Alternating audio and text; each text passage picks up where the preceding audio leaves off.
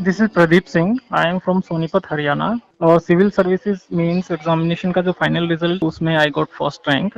And as far as prelims mains and interview are concern, I would like to say that all the three portions of this exam are totally different and requires a different strategy for the preparation.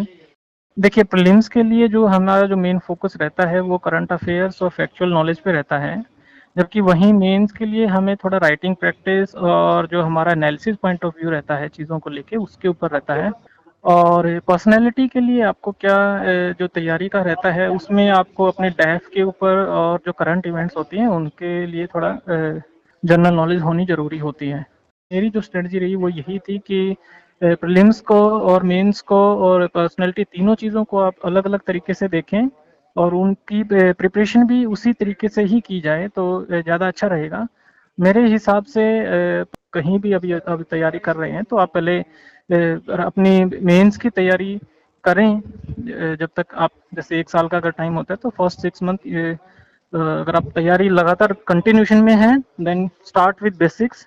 और basics होने के बाद आप अपनी mains की तैयारी पे focus करें, थोड़ा राइटिंग प्रैक्टिस करें। आजकल बहुत सारी ऐसी वेबसाइट्स हैं, प्लेटफॉर्म्स हैं जहाँ पे आप अपनी राइटिंग प्रैक्टिस कर सकते हैं। और जब लास्ट के जब 6 मंथ्स रहते हैं, 5 मंथ्स रहते हैं, वो आप अपनी वीकनेस और स्ट्रेंथ के हिसाब से डिसाइड कर सकते हैं। तो आप अपना प्रीलिम्स पे थोड़ा फोकस कर दें, अपनी तैयारी को प्रीलिम्स फोकस्ड कर दें। For UPSC CSE aspirants, I have a good news. Unacademy has brought new UPSC CSE batches, which will be starting from the 25th of January.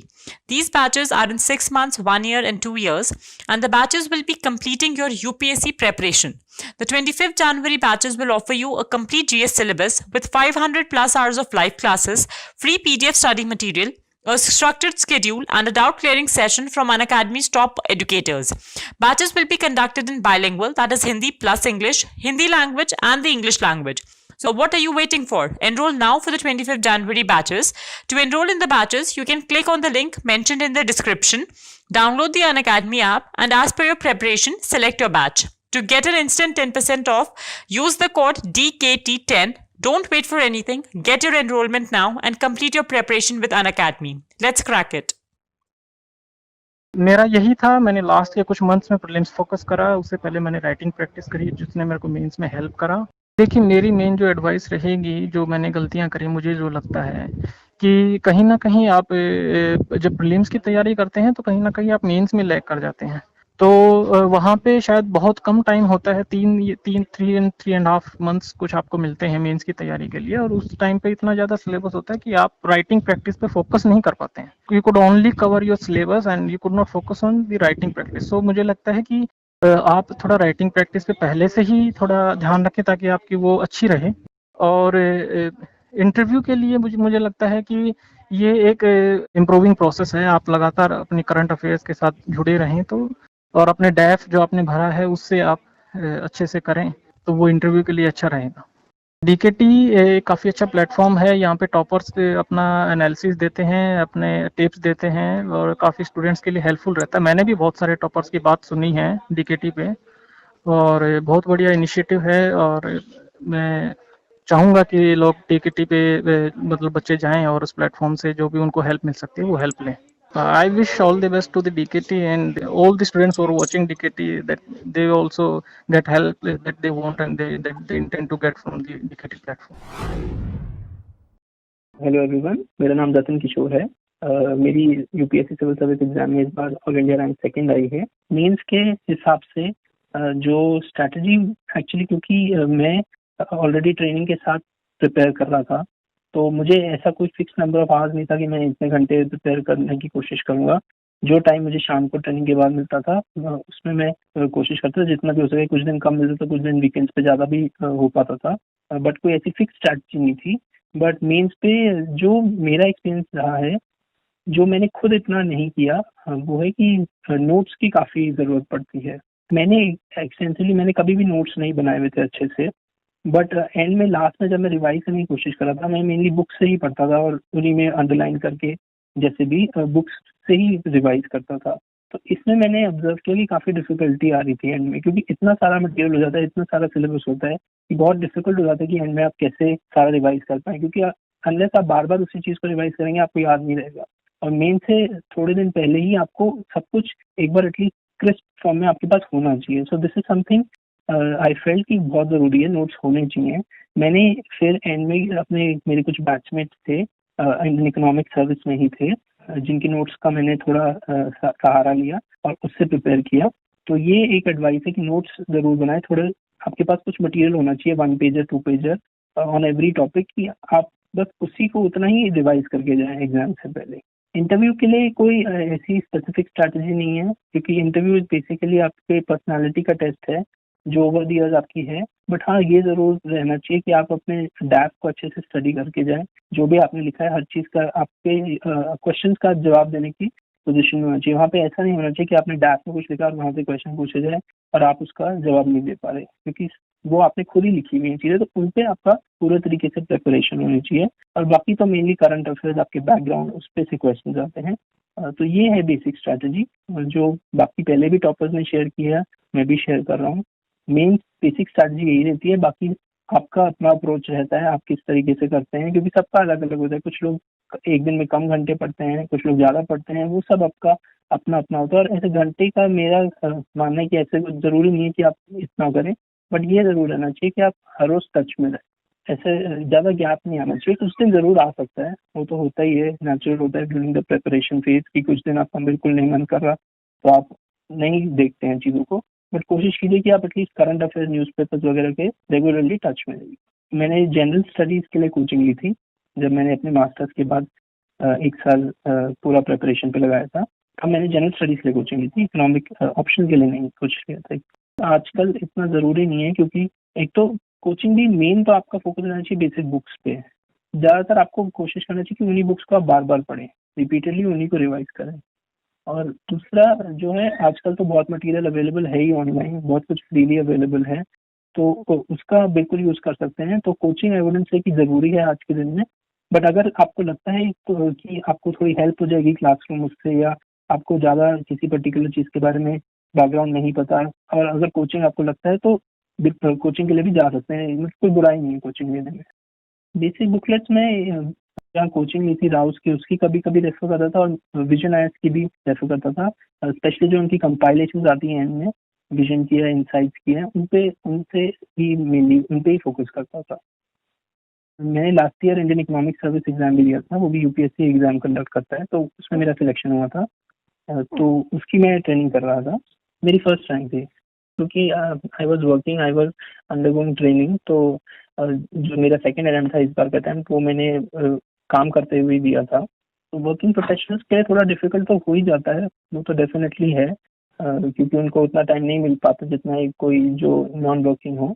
But यही है कि आप अपना कोशिश करिए कि जितना टाइम बाकी वर्क डेज पे निकालें और बाकी वीकेंड का यूज़ करें। एक्चुअली मेरे केस में थोड़ा फ़र्क था, क्योंकि मैंने ऑलरेडी 1 साल की पूरी प्रिपरेशन कर रखी थी, तो मेरा बेस और बैकग्राउंड थोड़ा स्ट्रॉन्ग था उसमें। बट अगर कोई बिल्कुल स्टार्ट कर रहा है तो उसके लिए डेफिनेटली डिफिकल्ट होगा। बट ये नहीं है कि नहीं हो सकता, थोड़ा टाइम आपको ज़रूर ज़्यादा लगेगा। और उसमें आप ये ज़रूर कर सकते हैं, क्योंकि बहुत बार क्या होता है कि हम लोगों के पास ज़्यादा टाइम होता है तो हम ज़्यादा सोर्सेज रेफर करने लगते हैं, उससे इतना फ़ायदा होता नहीं है एंड में, क्योंकि आप थोड़ा ही याद कर पाते हैं। तो आपको वर्किंग प्रोफेशनल्स को बिल्कुल एक फोकस्ड अप्रोच रखनी पड़ेगी कि हमें एक चीज़ के लिए एक बुक पढ़नी है, ज़्यादा से ज़्यादा मतलब एक बुक पढ़नी है, कुछ मटेरियल रेफर करना है, तो उसी पे आप फोकस रखिए, बार बार उसी को करिए। मेरी तरफ से यही एडवाइस रहेगी। आंसर राइटिंग प्रैक्टिस सब लोग कहते हैं कि काफ़ी इंपॉर्टेंट होते हैं, मेरा भी मानना है, बट एक्चुअली मेरे पास इतना टाइम नहीं था कि मैं ज़्यादा आंसर राइटिंग कर पाऊँ। एंड में एक्चुअली मुझे थोड़ी सी छुट्टी मिली थी, तो उसमें मैंने कोशिश की थी। But definitely answer writing is something जो ज़रूर करना चाहिए। एटलीस्ट आप एक एक एग्जाम तो कोशिश करिए, एक मॉक तो लिख ही ले एट द बेयर मिनिमम।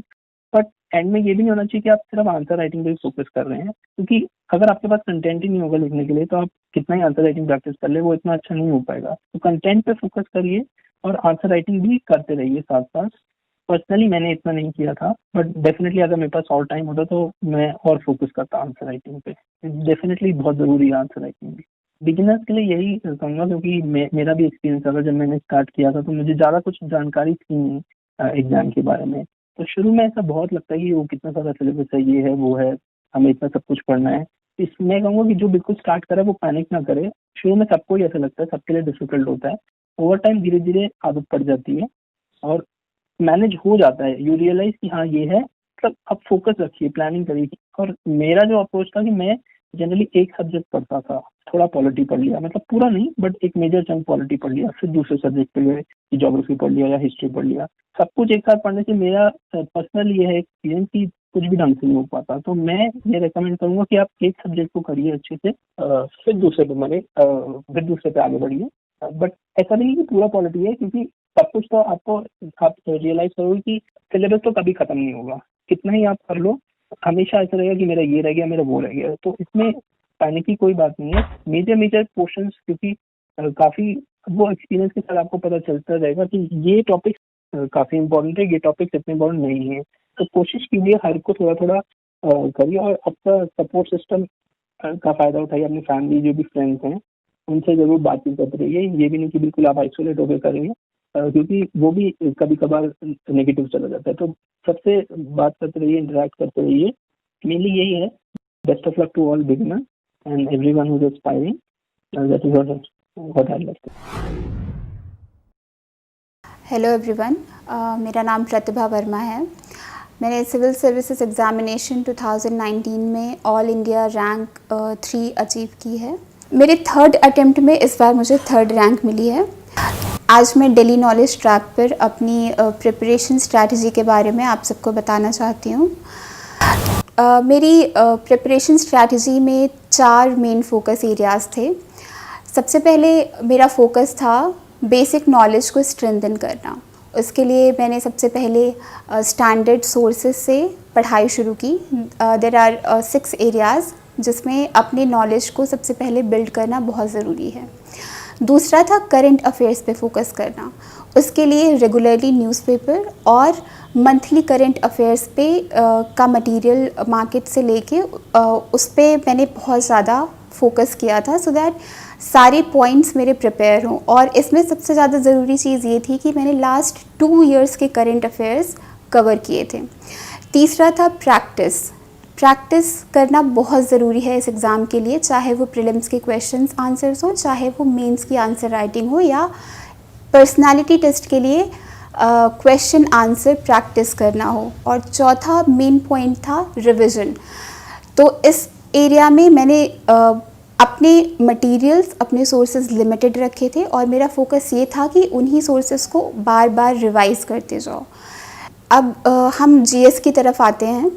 तो मेंस के पेपर में आपको पता होगा जीएस के 4 क्वेश्चन पेपर होते हैं, 1, 2, 3, 4। जीएस 1 फोकस करता है society, history and geography, mainly in 3 areas पे। तो इन तीनों के लिए मैंने सबसे पहले ज्योग्राफी का मुझे पता था कि प्रीलिम्स में मेरे स्टैंडर्ड सोर्सेज हैं एनसीईआरटी क्लास 11th और 12th की बुक्स।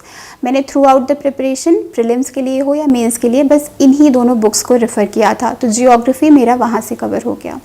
दूसरा पार्ट आता है हिस्ट्री और सोसाइटी। इन दोनों चीज़ों को मैं काफ़ी कंटिन्यूटी में प्रिपेयर करती थी, क्योंकि सोसाइटी के बहुत सारे पॉइंट्स आपको मॉडर्न हिस्ट्री से मिलते हैं और आजकल इतने डायनेमिक क्वेश्चंस हो गए हैं कि आपको सोसाइटी और मॉडर्न हिस्ट्री के क्वेश्चंस काफ़ी मिक्स्ड तरीके से मिलेंगे।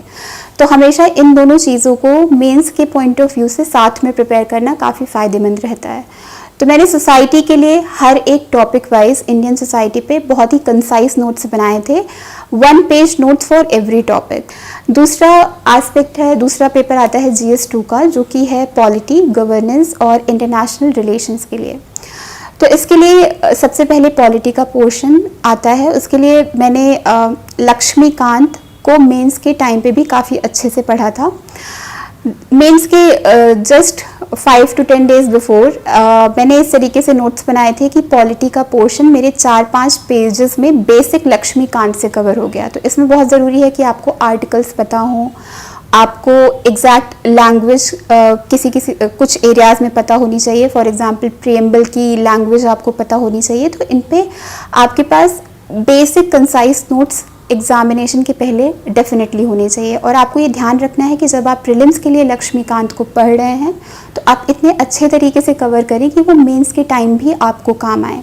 तीसरा आता है इंटरनेशनल रिलेशंस। इसमें दो बहुत ही इंपॉर्टेंट पार्ट है, एक बायलैटरल रिलेशंस और एक मल्टीलैटरल रिलेशंस।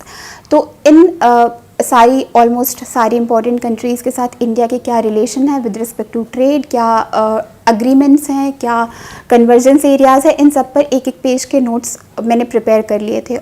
फिर आता है GS3। GS3 में चार इम्पॉर्टेंट पार्ट आते हैं। एक तो इकोनॉमी है, इकोनॉमी का मेजर पोर्शन एग्रीकल्चर है, उसके बाद इंडस्ट्री और सर्विसेज। तो आपको ध्यान रखना है कि आप एग्रीकल्चर के हर एक टॉपिक पर आपके पास नोट्स होने चाहिए, चाहे वो सब्सिडी का टॉपिक हो, चाहे वो फूड प्रोसेसिंग का, चाहे एनिमल हस्बेंड्री का टॉपिक हो। ये सारे टॉपिक्स मेंस में लिस्टेड हैं और सारे टॉपिक्स पे आपके पास डेटा होना चाहिए, फैक्ट्स होने चाहिए, करंट स्टेटस होने चाहिए, क्या स्कीम्स हैं और उनका टारगेट क्या है। आप अगर पिछले साल के क्वेश्चन पेपर देखेंगे तो वो इन्हीं थीम्स में से क्वेश्चन निकाल कर पूछते हैं। कभी कभी ऐसा आ जाता है कि सुपरमार्केट के बारे में, सुपरमार्केट किस तरीके से इंडियन एग्रीकल्चर में चेंजेस लेकर आ रहा है।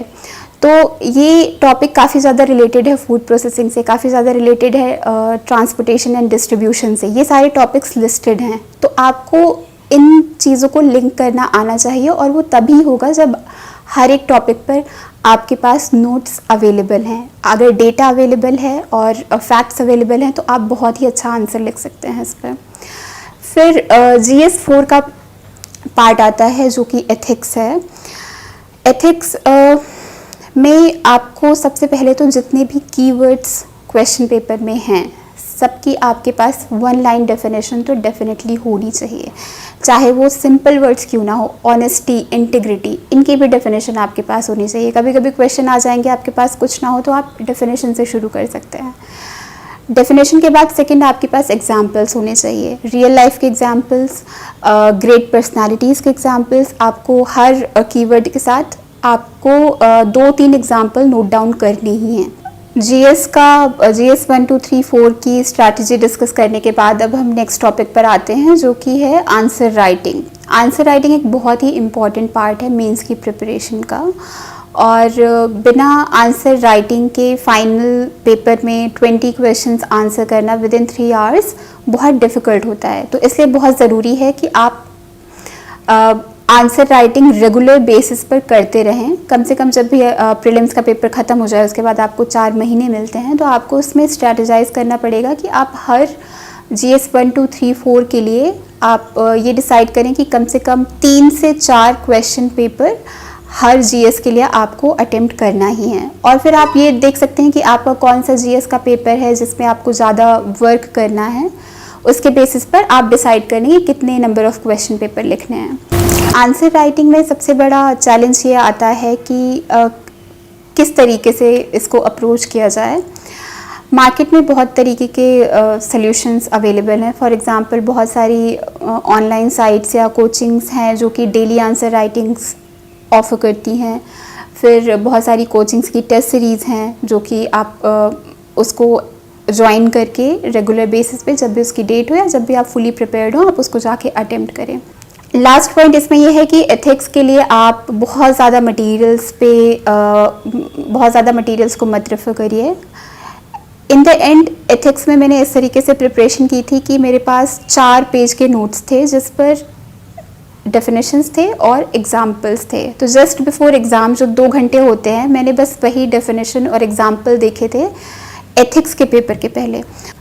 नेक्स्ट इम्पॉर्टेंट पॉइंट आता है कि आप कौन सी बुक्स या ऑनलाइन रिसोर्सेज रेफ़र कर सकते हैं इस एग्ज़ाम के लिए। तो सबसे पहले तो स्टैंडर्ड बुक्स की बातें करते हैं जो कि ज़रूरी है आपकी प्रीलिम्स की प्रिपरेशन के लिए और आपका बेसिक नॉलेज डेवलप करने के लिए। तो प्रीलिम्स के लिए सबसे पहले पॉलिटी के लिए आपको लक्ष्मीकांत रेफ़र करनी है। आपको लक्ष्मीकांत की हर एक पेज थ्रू एंड थ्रू करना है, एटलीस्ट 3 से 4 बार रिवाइज़ करना है प्रीलिम्स के पहले। सेकंड आता है इकोनॉमी। इकोनॉमी के लिए पर्सनली मैंने श्री राम की एक इकोनॉमी की बुकलेट है, मैंने वो रेफ़र की थी। और दूसरा करंट अफेयर्स का मटेरियल, क्योंकि इकोनॉमी में मोस्टली बहुत सारे स्कीम्स आती हैं, बहुत सारे आपको न्यू डेवलपमेंट्स पता होनी चाहिए कि डेटा क्या है। फॉर एग्जांपल जीडीपी कैसे, जीडीपी ग्रोथ का क्या ट्रेंड है या फिर इन्फ्लेशन का क्या ट्रेंड है, फूड ग्रेन्स का क्या ट्रेंड है, इज़ इट इंक्रीजिंग डिक्रीजिंग। तो ये सब बेसिक नॉलेज है। इसके लिए आपको सबसे पहले तो आपको बेसिक कॉन्सेप्ट्स पता होने चाहिए, इन्फ्लेशन, डिसइन्फ्लेशन, रिसेशन, ये सब चीज़ें तो आपको पता ही होनी चाहिए। इसके लिए आप कोई भी बेसिक सोर्स रेफ़र कर सकते हैं। मैंने श्री राम का किया था। दूसरा करंट अफेयर्स आता है और तीसरा इकोनॉमिक सर्वे आपको डेफिनेटली देखना है। तीसरी चीज़ आती है जियोग्राफी। जियोग्राफी के लिए मैंने पहले ही बताया कि मैं बस NCERT 11th 12th through out the preparation मैंने बस ये 2 किताबें पढ़ी थी। इसके अलावा आपको प्रीलिम्स के लिए मैप की प्रैक्टिस करनी पड़ेगी। मैप आपको मेजर ओशंस पता होने चाहिए, इंडिया की मेजर जियोग्राफिकल फीचर्स पता होने चाहिए, रिवर्स पता होनी चाहिए, उनकी ट्रिब्यूटरीज पता होनी चाहिए। तो ये बेसिक जो मैप का नॉलेज आपको होना चाहिए। और दूसरा बहुत ही केसेस में फॉर एग्जांपल इंडियन ओशन के बारे में या फिर उधर इंडियन ओशन में क्या क्या कंट्रीज़ हैं इनके बारे में पूछते हैं। और आजकल काफ़ी कॉमन सेंस के बेसिस पे क्वेश्चन कर लेते हैं कि एक स्टेट से दूसरे स्टेट में जाने में कितने स्टेट क्रॉस होंगे। तो ये सब चीज़ें आपको थोड़ा प्रीलिम्स के पहले इन सब चीज़ों पे प्रैक्टिस कर लेनी चाहिए मैप की। मेंस के लिए आप बस अगर एनसीईआरटी की 11th 12th एक बार गो थ्रू कर लेंगे, उसको बार बार रिवाइज करने की ज़रूरत नहीं है। मैं मेंस के जस्ट 5 to 10 डेज बिफोर मैं एक बार ये दोनों किताबें देख लेती थी जियोग्राफी के लिए। तीसरा आता है चौथा आता है मॉडर्न हिस्ट्री। उसके लिए आप एनसीईआरटी रेफ़र कर सकते हैं। पर्सनली मैंने स्पेक्ट्रम मॉडर्न हिस्ट्री रेफ़र की थी प्रीलिम्स के लिए भी और मेंस के लिए भी। उसके बाद आता है कल्चर। कल्चर के लिए मैंने पर्सनली नितिन सिंघानिया की बुक रेफ़र की थी। उसके मैंने हर एक चैप्टर्स पढ़े थे और उसमें काफ़ी अच्छे से इंडिया के आर्ट फॉर्म्स को कवर किया गया है, पेंटिंग्स को, स्कल्पचर को, जो कि बहुत ही ज़्यादा ज़रूरी क्वेश्चंस हैं। फिर आपको इन सब के अलावा पता होना चाहिए कि इम्पॉर्टेंट प्लेसेस क्या हैं। और कल्चर में एक 12th की फाइन आर्ट्स की बुक है, उसका मुझे अभी नाम नहीं याद आ रहा है, I am sorry for that. 12th की एक कल्चर की बुक है, वो बहुत ही अच्छी बुक है। वो मुझे काफ़ी अच्छी लगी थी क्योंकि उससे जो इंडिया के फॉर एग्जांपल टेम्पल्स हैं या फिर स्तूपाज हैं, विहाराज हैं, किन प्लेसेस पे हैं, और बहुत सारे स्कल्पचर्स जो इंडिया में मिलते हैं, फॉर एग्जांपल नटराजा का, इन सब की काफ़ी अच्छी सी हिस्ट्री, डिटेल्ड हिस्ट्री दे रखी है, जो कि पढ़ने में भी बहुत इंटरेस्टिंग लगती थी मुझे। और उसमें बहुत सारे प्लेसेस के नाम आते थे जो मैं याद कर लेती थी और वो फाइनली एग्ज़ाम में लास्ट ईयर प्रीलिम्स में मेरे लिए काफ़ी हेल्पफुल रही थी। कल्चर के बाद एनवायरनमेंट आता है। एनवायरनमेंट में मैंने शंकर की एनवायरनमेंट की बुक रेफ़र की थी। उससे आपका पूरा बेसिक एक तो प्रिपेयर हो जाएगा। उसमें आपको ecosystem, different kind of ecosystem, environment, basic pollutants क्या हैं, इतने सारे जो प्रोटोकॉल्स हैं, क्योटो प्रोटोकॉल और ओजोन डिप्लीटिंग सब्सटेंसेस के लिए जो इतने सारे प्रोटोकॉल्स हैं, for example Montreal, Kigali agreement, ये सब बेसिक्स आपको उसमें मिल जाएंगे कि इनके पीछे इनका ऑब्जेक्टिव क्या था, कब किस ईयर में किया था, क्या क्या इसके एम थे, वो सब आपको बेसिक आइडिया होना चाहिए। सेकेंडली इसका करंट अफेयर्स, आपको रेगुलरली इन्वायरमेंट का आपको अपडेट करते रहना है, क्योंकि इन्वायरमेंट एक ऐसा चीज़ है जिस पे कंटिन्यूसली डिस्कशन होता रहता है। एवरी ईयर कॉन्फ्रेंस होते रहते हैं और there are tens of conferences for biodiversity, migratory species, बहुत सारी चीज़ों पे बहुत कुछ होता रहता है। तो इसका करंट अफेयर्स बिल्कुल आपको हमेशा हर पॉइंट पे अपडेटेड रखना है। तो ये मेन एरियाज़ हो गए। उसके बाद ऑनलाइन रिसोर्सेज की बात आती है, तो ऑनलाइन रिसोर्सेज में ज़्यादातर तो मैं ऑफलाइन मटेरियल ही रेफ़र करती थी, बट आप करंट अफेयर्स ऑनलाइन रेफ़र कर सकते हैं। बहुत सारे डेली करंट अफेयर्स की प्रोग्राम्स चल रहे हैं, उसमें आप छोटे पॉइंट्स जैसे साइंस एंड टेक्नोलॉजी के छोटे छोटे डेवलपमेंट्स आप नोट कर सकते हैं। तो बुक्स और ऑनलाइन रिसोर्सेज में मेरे पर्सनली यही सोर्सेज थे। इसके अलावा आपका सबसे इम्पॉर्टेंट रिसोर्स होना चाहिए न्यूज़पेपर। न्यूज़पेपर आपको डेली पढ़ना है, इससे आपकी डेप्थ में नॉलेज बढ़ जाती है। और न्यूज़पेपर में कभी कभी ऐसे भी सेक्शंस आते हैं जो कि डिस्कस कर रहे होते हैं कि अलग अलग स्टेट्स में किस तरीके के इमर्जिंग आर्ट फॉर्म्स हैं, या फिर किस तरीके से अलग अलग स्टेट्स जो है अपने आर्ट फॉर्म्स को रिवाइव करने की कोशिश कर रहे हैं। बहुत सारे जीआई टैग्स जो न्यूज़ में आता है, ये आपको न्यूज़पेपर में भी मिल जाता है। तो वो एक तो पर्सनली मुझे इंटरेस्टिंग लगता था, तो मैं हमेशा पढ़ती रहती थी। और वो मुझे प्रीलिम्स में मुझे अच्छे से पता है कि मेरे कम से कम 2 क्वेश्चंस मैंने बिकॉज ऑफ दैट सही कर लिए थे। तो अगर आपको ऐसी चीज़ें इंटरेस्टिंग लगती हैं तो वो भी पढ़ते रहिए, उसमें कोई नुकसान नहीं है।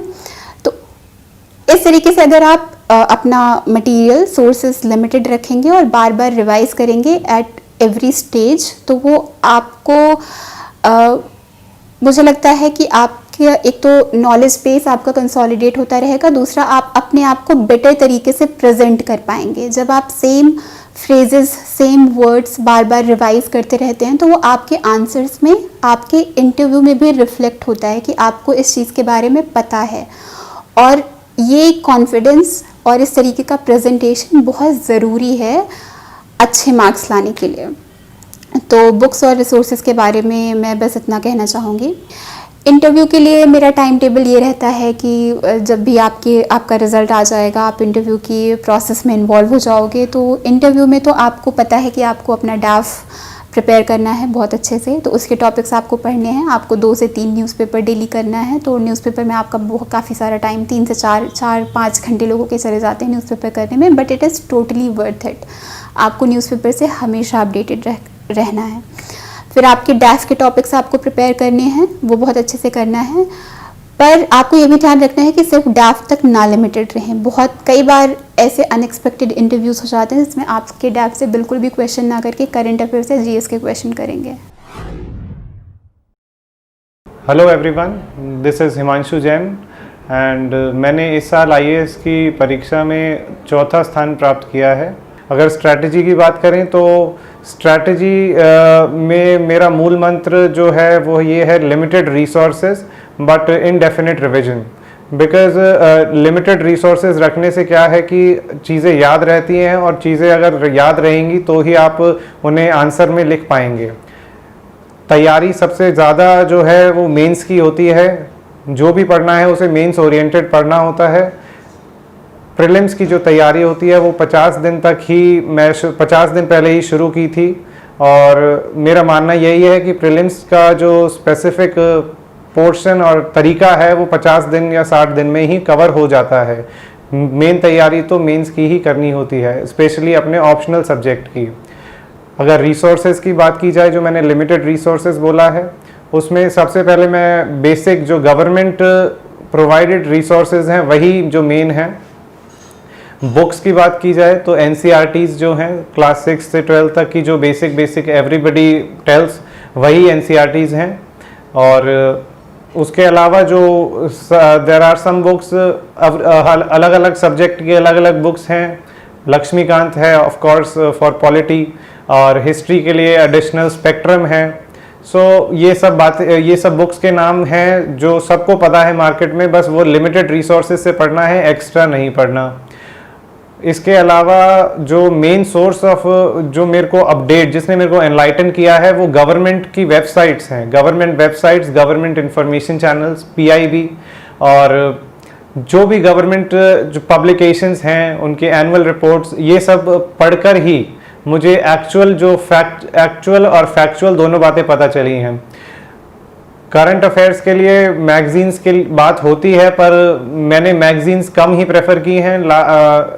कोई भी मैगजीन इतना अच्छा नहीं समझा पाती जितना कि न्यूज़पेपर और जितना कि ये गवर्नमेंट की वेबसाइट्स कर पाती हैं। यही एक मूल मंत्र था। इसके अलावा कुछ एक्स्ट्रा इतनी पढ़ाई की नहीं है। दिन में 6 से 8 घंटे पढ़ा हूँ। सुबह उठ के नहा धो के अपना माइंड फ्रेश करके अपना पढ़ना शुरू करता था। बाकी अपनी अपनी स्ट्रैटेजी होती है। ये स्ट्रैटेजी जो मेरे लिए काम की हो सकता है आपके लिए करे ना करे। हर किसी को अपनी ही स्ट्रैटेजी जो है डेवलप करनी पड़ेगी।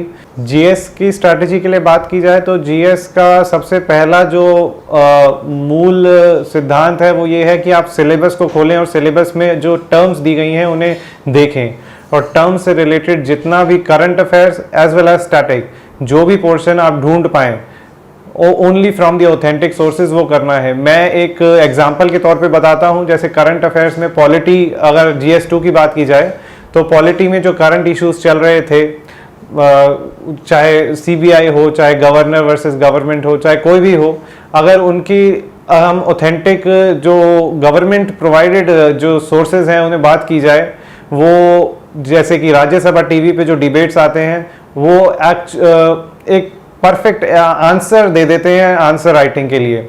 वही हमें चाहिए होता है। मैंने जो अपने GS की प्रैक्टिस की थी आंसर राइटिंग, वो solely was based on the Rajya Sabha TV debates as well as the static portion, जो कि मैंने खुद ढूंढा था। स्पेसिफिक टर्म्स ढूंढने होते हैं आंसर राइटिंग स्ट्रक्चर के लिए।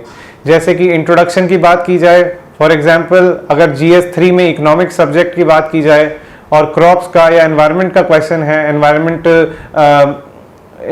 एनवायरनमेंट से रिलेटेड है, डिजास्टर मैनेजमेंट से रिलेटेड है, तो सिर्फ और सिर्फ डेफिनेशन, कंक्लूजन एंड बॉडी, इसमें ही ढूंढना होता है। अगर इनके सोर्सेज चाहिए ऑथेंटिक सोर्सेज, और पेपर कभी कोई बाहर से नहीं आता, आपको जो करंट अफेयर्स में चल रहा होता है वही आता है। स्टैटिक पोर्शन के लिए मैंने NCERTs के बारे में तो बताया ही है। उसके अलावा जो करंट जो सिलेबस में जो टर्म्स दी गई हैं उन्हें हम जितना ज़्यादा से ज़्यादा ढूंढ पाएँ, गूगल कर पाएँ, विकिपीडिया कर पाएँ, और उन टर्म्स को जितना ज़्यादा से ज़्यादा ऑथेंटिक सोर्सेज से पढ़ें, उन टर्म्स से ही पेपर आता है, उन टर्म्स के लिए से ही पेपर बनता है, उन टर्म्स के ही आंसर लिखने होते हैं। पर्सनल टिप्स अगर मैं दूं तो सबसे बड़ी टिप ये है कि अपने आप को हेल्दी रखो, आप अच्छा खाओ। और इसके अलावा जो मैं एक बात कहना चाहता हूँ कि लोगों की बातें जो है कम से कम सुनो। लोगों का काम है बोलना, पर हमारा काम है करना, तो हमें वही करना है जो हमारे ऑथेंटिक सोर्सेज, ऑथेंटिक गाइड्स, और जो अगर टीचर्स हैं तो टीचर्स बताते हैं वही करना है। बाकी अपनी स्ट्रैटेजी खुद डेवलप करो और यू विल बी देयर। बस इतना ही कहना चाहूँगा। सबको thank you and all the best to all the aspirants who are working so hard to achieve their dreams. Hello everyone, my name is Vishakha and I have secured All India Rank 6 this year in Civil Services Examination. Through this video of DKT, मैं आपके साथ अपनी journey और अपनी strategy share करना चाहूँगी। Coming to mains is very important part of this entire examination, क्योंकि ये आपकी रैंक भी डिसाइड करता है एंड इट्स वेरी बल्कि ऑल्सो। इसमें दो चीज़ें सबसे पहले ध्यान देने की ज़रूरत है। सबसे पहली बात तो ये है कि UPSC का syllabus is like a Bible to us. तो आपको वर्ड बाय वर्ड अपना UPSC का सिलेबस पता होना चाहिए, क्योंकि इसी सिलेबस को रेफ़र करके आप न्यूज़पेपर रीडिंग भी करेंगे कि क्या रेलेवेंट है क्या नहीं, आप उसको एलिमिनेट कर पाएंगे। एंड सेकेंडली, जब आप बुक से प्रिपेयर करेंगे तो यू वुड नो कि कौन सी एक्स्ट्रा चीज़ें आपको नहीं पढ़नी है, कौन सा रेलेवेंट पार्ट ही आपको पढ़ना है। सो syllabus is the Bible of the UPSC preparation. So it's very important कि आप स्टार्टिंग में ही सिलेबस को अपनी स्टडी टेबल पे पिन कर लेंगे, या फिर आप कहीं भी लगा के, it will be always in your site. Second thing is answer writing. Answer writing is very very important. उसमें तीन चीज़ें आती हैं। एक होता है आंसर का स्ट्रक्चर, कि आप किस फॉर्मेट में आंसर लिख रहे हैं। Second is content and third is presentation. Coming to specifically GS papers, so GS1 is basically static. तो उसमें जो स्टैंडर्ड बुक्स हम यूज़ करते हैं for history, geography, world history and society plus NCERTs, that will give us a good edge and understanding to write the paper. But it's very important that whatever topic we are studying, we try to analyze it and we try to link it with various dimensions and impact it is having in today's time. So maybe हम उस चीज़ को way forward में हर answer के लिख सकते हैं। That's what I tried and I think मेरे answers को थोड़ा सा एज मिला उस चीज़ से। GS2 और GS3 is majorly current oriented, तो उसमें हमारे न्यूज़पेपर्स और जो भी मैगज़ीन्स हम एक रेफ़र कर रहे हैं वो काफ़ी हैंडी आती हैं। एंड इट्स इम्पॉर्टेंट कि हम जो भी स्टैंडर्ड बुक्स हैं हमारी पॉलिटी की और इकोनॉमिक्स की, whatever we are referring for 2 and 3, इसको हम करंट अफेयर्स के साथ सप्लीमेंट करें। इसमें इम्पॉर्टेंट चीज़ ये है कि क्योंकि ये टॉपिक्स इतने डाइवर्स होते हैं तो इनको कंसोलिडेशन की बहुत प्रॉब्लम आती है। सो इसीलिए इट्स इम्पॉर्टेंट कि स्टार्टिंग से व्हेनेवर वी आर स्टार्टिंग हम हर टॉपिक को एक ही जगह पर प्रॉबेबली कोई स्टिकी नोट्स लेके या फिर कोई ऑनलाइन नोट्स लेके हम हर टॉपिक को एक ही जगह पे लिखने की कोशिश करें। उससे हमारे एंड में revisions become better. For IR in GS2 I would say कि मंथली कंपाइलेशंस और जो न्यूज़पेपर आर्टिकल्स आते हैं they are more than sufficient. Monthly compilation of any coaching usually gives very good compilation IR की, तो उसमें अगर हमारा न्यूज़पेपर से कुछ मिस भी हो जाता है तो that is covered very nicely. उसके साथ साथ आई थिंक हिंदू में और इंडियन एक्सप्रेस में एडिटोरियल सेक्शंस बहुत अच्छे से कवर करते हैं, स्पेशली कुछ ऑथर्स का, जैसे सी राजा मोहन, ब्रह्मा चेलानी। तो वो चीज़ों में अगर पॉसिबल है and if somebody is able to take out time तो वो अपने खुद के नोट्स भी बना सकता है। I think self made notes are the best and उनका कोई भी रिप्लेसमेंट नहीं होता है।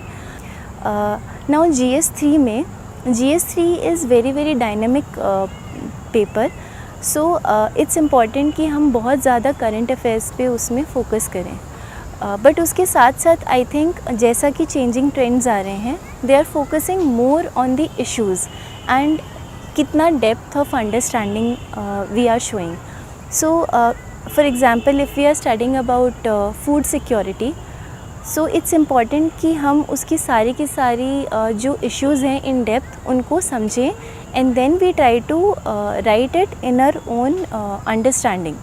एंड आंसर लिखते वक्त it's very important that we always try to give solution और way forward so that our answer is a bit on the optimistic side. Just like you know एक एडमिनिस्ट्रेटर जिस तरीके से इश्यूज़ को approach करता है और सॉल्यूशंस देता है उस तरीके से। फॉर GS4 एथिक्स के लिए मैंने एक स्टैंडर्ड बुक और लुकमान सर के मार्केट में जो भी फ़ोटोकॉपीड नोट्स होते हैं वो रेफ़र किए थे।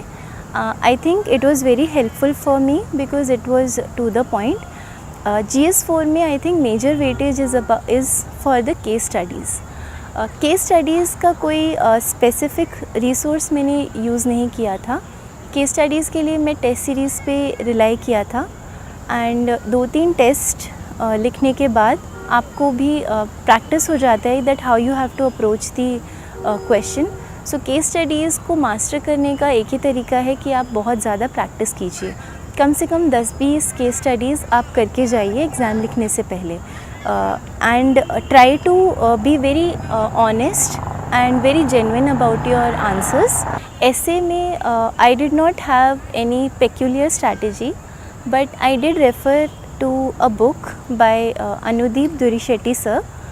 It's on essay writing. उसमें आपको samples भी मिलेंगे and उसमें उस book में he has talked about different ways of writing an essay. एक temporal way में कि आप different timelines में ancient, medieval, modern and then way ahead, and एक historical way में, and thirdly about different dimensions like political, economic, social. So I think he gave many sample essays also and he has discussed essay की strategy काफ़ी simple way में also. So I think I referred that book and it helped me in approaching the essay rightly. But before writing the exam, I think it's important कि आप 4-5 essays कम से कम practice कर लें जिससे आपका flow maintain हो जाए। सेकंड फैक्टर, आपके पास रिसोर्सेज और टेस्ट सीरीज़ कितने अवेलेबल हैं मार्केट में। इस ऑप्शनल की काफ़ी अच्छी गाइडेंस और रिसोर्सेज अवेलेबल हैं, that is also one thing. So these 2 factors are very important while choosing your optional, so we need to take care of that. Coming to my strategy, paper 1 में optional के I think Shubhra ma'am के notes I referred for entire static part and they were good. That really help me क्योंकि उसमें काफ़ी concise वे में हर topic के ऊपर काफ़ी वैल्यू एडिशन था। इसके साथ साथ लेकिन मैंने स्टैंडर्ड बुक्स कुछ रेफ़र की थी, ओपी गौबा, एंड्रयू हेवुड, जिससे कि मुझे बैकग्राउंड और अंडरस्टैंडिंग आ जाए एंड थोड़ा सा value addition in every content. Coming to paper two में इंटरनेशनल रिलेशंस में मैंने continuously for entire year I kept reading different websites because इसमें मुझे बहुत ज़्यादा इंटरेस्ट था. तो I read various magazines, various websites and side by side में उनके नोट्स बनाती जाती थी. फॉर इंटरनेशनल रिलेशंस मैंने हर कंट्री वाइज एक फ़ोल्डर बना रखा था और मैं उसके हर कंट्री के करंट डेवलपमेंट्स और स्कॉलर के व्यूज़ और जो भी इम्पॉर्टेंट इवेंट्स, MOUs या कुछ भी होते थे तो मैं उसको हर कंट्री वाइज नोट डाउन करती रहती थी. That was my strategy for international relations. Basically optional में it's important that we address the demand of the question. जो भी पूछा जा रहा है हम उसको इन डेप्थ एनालिसिस करके डिफरेंट स्कॉलर्स या डिफरेंट स्कूल्स ऑफ थॉट को एड्रेस करके लिखने की कोशिश करें. IR के क्वेश्चंस में I think it is very important कि हम डिफरेंट स्कॉलर्स की व्यूज़ को कोट करने के साथ साथ आई थिंक अपनी ओरिजिनल व्यूज़ भी मेंटेन करके रखें. हमारे जो भी आंसर की डिमांड के अकॉर्डिंग जो हम व्यूज़ लिख रहे हैं, scholars should be supporting those views but our answer cannot be completely based on writing इतना सारे scholar के views. That will not fetch us good marks. I think our own content will fetch us good marks. Coming to resource list specifically, CSE Wiki एक website created है इस बार 2020 batch के officers की. उसमें हर topper ने अपने resources और strategy लिखी है. मैं भी उसमें अपनी रिसोर्सेज और स्ट्रैटेजी अपलोड करूँगी तो आप प्लीज़ उसके लिए वो रेफ़र कर सकते हैं. Coming to interview, interview is very important, equally important stage, क्योंकि इंटरव्यू के मार्क्स आपकी रैंक डिसाइड करता है in the final list after your mains exam is done. Interview की प्रिपरेशन मेंस और प्रीलिम्स से थोड़ी डिफरेंट है. प्रीलिम्स में आपको वाइड रेंज ऑफ अंडरस्टैंडिंग चाहिए टॉपिक्स की, मेंस में आपको इन डेप्थ अंडरस्टैंडिंग चाहिए टॉपिक्स की, और इंटरव्यू में आपको आई थिंक दोनों का मिक्स चाहिए होता है. बट उसमें सबसे ज़्यादा इम्पॉर्टेंट है इंटरव्यू में you should know your self, everything about your interest, about your background and about your hobbies. आपके डिटेल्ड एप्लीकेशन फॉर्म डैफ जो आप फिल करते हैं वही रेफरेंस होता है इंटरव्यू के मेजरली क्वेश्चंस का. डैफ में आपके हॉबीज़, अचीवमेंट्स, एकेडमिक ऑनर्स और आपका वर्क एक्सपीरियंस और बैकग्राउंड, ग्रेजुएशन और स्कूलिंग, इन्हीं से रिलेटेड क्वेश्चंस यूजुअली फॉर्म होते हैं. एंड इसके आगे कोई भी if you have any queries I will be available on my social media platforms, Twitter, Instagram, anywhere whichever is feasible for you. And इसके अलावा मैं एक ब्लॉग अपना about detailed strategy and everything I will create, जिसमें मैं बहुत ही precisely और क्लियर मैनर में एक चीज़, एक स्टेप को लिखूँगी. आप उसमें अपनी क्वेरीज डालकर you can always reach out. Thank you very much and wish you all the very best. Hello everyone, I'm Ganesh Kumar Bhaskar. I've secured AAR 7 in the recently concluded civil service exam of 2019. So I was actually studying world history and ethics about 20 days before the preliminary exam. I had hardly done 10 mocks, and that too within a span of 30 minutes for each mock without any analysis, and that too was done in an online mode. And this resulted in me crashing during my actual prelims. I made a number of silly mistakes. For example, there were questions on subsidiary alliance, money bill, which were considered to be very basic, but I still made mistakes in them. I marked the OMR in a wrong way that led to unnecessary negative marks, and finally lost out by scoring 2.5 marks less than the cutoff and wasting one whole year of my preparation. So I would suggest future aspirants to take note of it. In terms of how I rectified it, I gave 1.5 months of full-fledged preparation for the prelims. I gave around 30 odd mocks from 2 different test series. And even then, after each mock, I would give as much time to analyze the mock as I did for writing the mock. With regard to the resources for prelims, I made sure that I read limited material for prelims, either in terms of static material or the dynamic material. In terms of current affairs, I only read the Hindu and did not read any other newspaper. Even the Hindu was read in a short period of time. I would collect 7 days worth of newspapers on a Saturday and give only 2.5 hours. Apart from that, I used Vision IAS monthly compilation. I just took the PDF, highlighted on the PDF itself, wrote any notes based on my Google search, and kept that for my prelims current affairs revision. In addition, I used to watch Rajya Sabha TV while having lunch or breakfast at home. Apart from that, for everything like for wildlife parks or national parks, I would create a map with several of these, and then I would try to ensure that I was able to recognize the state the national park or wildlife sanctuary belonged to if I could get the name. But I did not try to memorize them. I just made sure that I could recognize them in a multiple choice question. For ancient and medieval history, I used Tamil Nadu class 11 textbook, the old one. For art and culture, I used the textbook by Nitin Singhania. I did not read the whole book, but I looked at what were the chapters that were high yielding and only focused there. Apart from that, there were sections of art and culture from Tamil Nadu class 11 textbook that I also studied for ancient and medieval. In addition, there was a few points that I picked up from NCERT Fine Arts and wrote it down in my Nitin Singhania book so that I don't have to revise the Fine Arts book. For economics, I did NCERT macroeconomics and the book by Shankar Ganesh. I felt that other popular books like Ramesh Singh are unnecessarily too large, and Shankar Ganesh is a very short book, less than 200 pages, and that is sufficient along with NCERT for economics. In addition, you might want to do budget and economics survey. I just use some coaching center PDF to actually look at points there. Did not spend a lot of time doing it. For geography, I used NCERT class 11th and 12th. In addition, for complex phenomena, for example, like monsoon, etc., that are not very well explained in NCERT, I used Ronald videos on YouTube.